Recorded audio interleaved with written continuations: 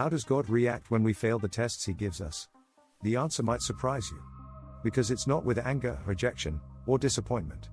It's with understanding, patience, and a plan for your restoration. Before we dive in, don't forget to like, share, and subscribe. It helps this message reach more people who need the truth of Yahuwah's word.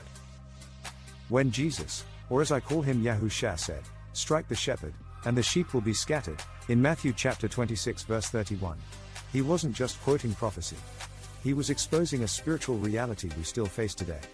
When Jesus was arrested, the disciples ran.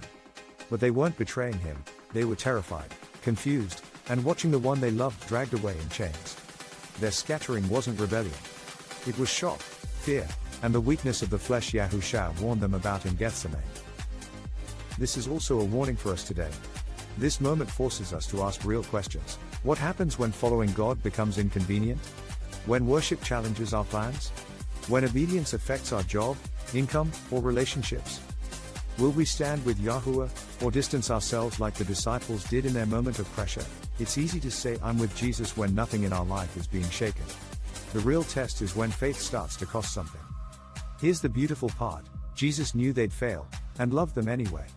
YAHUSHA told them beforehand that they would fall away, not to shame them, but to show them their failure was already known. And already covered. He knew Peter would deny him. He knew the disciples would run. But he also knew Peter would become a leader of the early church. And those same disciples would preach boldly, carry the gospel to the world, and eventually die for the truth they once ran from.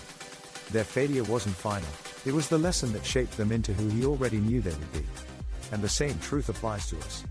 YAHUSHA knows when we will stumble, when fear will overwhelm us, when we'll shrink back instead of standing firm. But he also knows how we will grow, how our faith will strengthen, and how we will rise again. So the struck shepherd becomes the restoring shepherd.